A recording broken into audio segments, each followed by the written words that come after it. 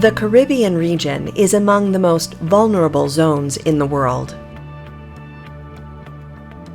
In 2017, an unusual chain of several hurricanes, starting with Irma, then Jose, and Maria, led to an estimated 100 fatalities and caused major damage to infrastructure, housing, road networks, schools, hospitals, and utilities, water, electricity, and telephone. It has shown the vulnerability of the region to extreme weather events, with losses going up to 226% of the GDP in Dominica, and with numerous sectors severely impacted, including coastal ecosystems, agriculture, infrastructure, energy, tourism, health, environment, and social.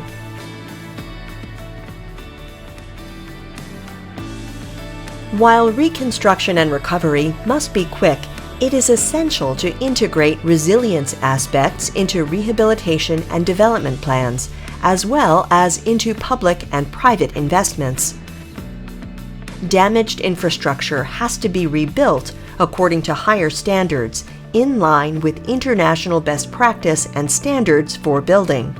To ensure better sustainability and business and governance continuity, these actions need to be supplemented with more inclusive disaster risk reduction measures, such as technical adaptation solutions, the use of climate and disaster risk finance and insurance, specific hazard zoning, disaster information mechanisms, flood and landslide mitigation.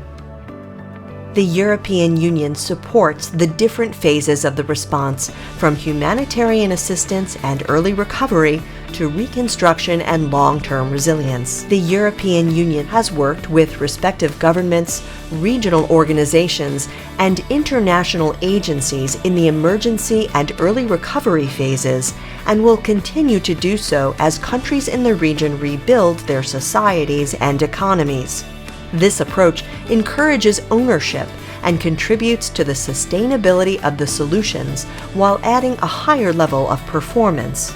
In the immediate aftermath of the hurricanes, the European Union provided logistical support for humanitarian relief, civil protection expertise, and in-kind assistance to affected Caribbean countries and territories. Additionally, the European Union allocated €2.7 million in humanitarian relief to provide temporary shelters, safe drinking water, food assistance, and health and sanitation services to the most affected islands. The European Union remains committed to investing in emergency preparedness, response, and improved resilience to minimize the impact of future disasters.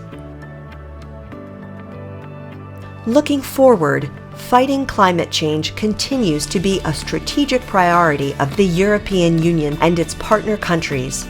Our holistic approach to recovery and resilience must be complemented by programs that support adaptation and mitigation, increase the use of renewable energies, improve climate services, and promote climate-resilient housing, shelters, and health facilities.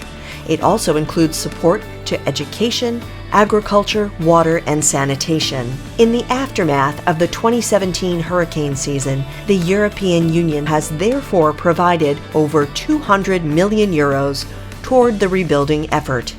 This includes support at the national and regional levels, with beneficiaries including Antigua and Barbuda, Cuba, Dominica, and the British and Dutch overseas countries and territories.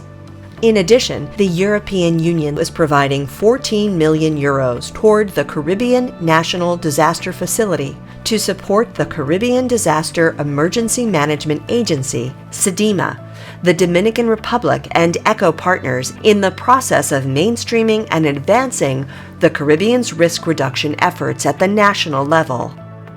As the region emerges from this period, the European Union will ensure that it builds back better to reduce risk and increase its resilience. The expected results of these supports are: the reconstruction efforts at national level are supported through the Build Back Better approach. The economic recovery in key sectors is promoted. Disaster risk reduction and preparedness is mainstreamed. and long-term regional resilience and adaptation capacity is enhanced.